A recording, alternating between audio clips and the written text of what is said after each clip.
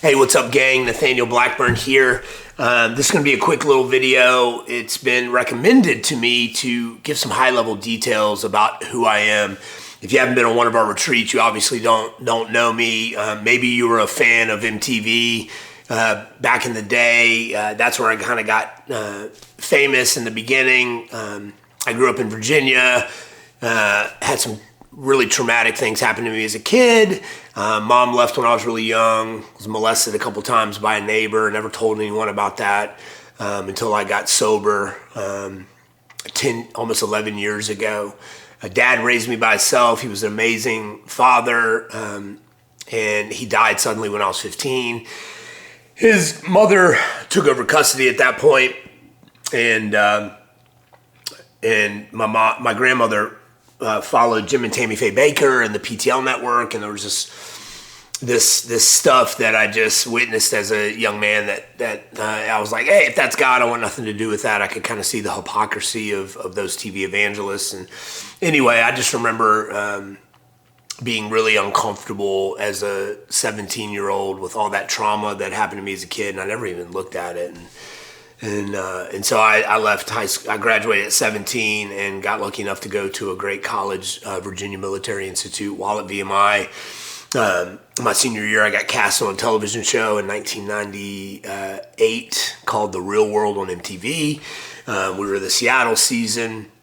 That changed my life overnight. I was granted access, is what I tell people, and that access was, fame, money, women, notoriety, just all the things that the world, that I thought as a young man, coming from my story in Virginia, we didn't have a lot growing up. We had enough, but I looked at people with resources, and I envied it. I wanted that, and so all of a sudden I get that, and I famous for nothing. I think that's what my buddy CT.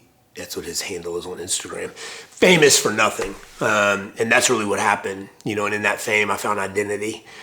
You gave me identity as fans, people that recognized me, and that led me into somewhat of a short career in film and television, only to blow it all up through drugs and alcohol.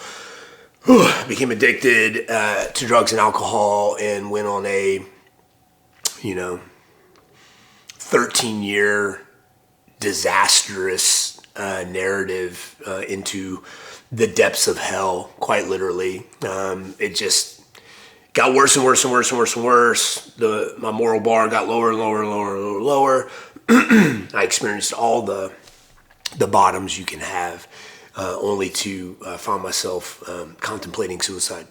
And in the contemplation of suicide for the first time in my life, I believe God allowed me to kind of see where I was headed, and I'll talk about that a little bit on this channel in more depth. But the thought of suicide was so new to me.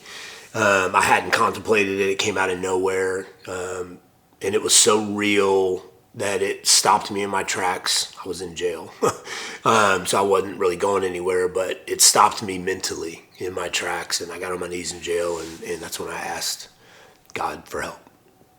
Now, there's a lot of story that led up to that we'll talk about over the course of this channel, and not because I want to talk about my story by any means, but because I'm trying to say yes to what I believe part of God is calling me into, and is using my testimony in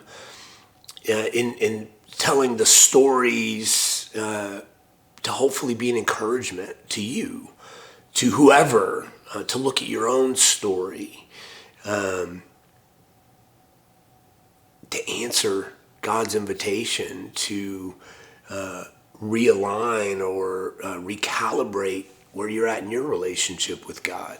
None of us are batting 1,000. I'm going to say that a bunch on this channel. But in relationship with Jesus, man, at least I get to swing.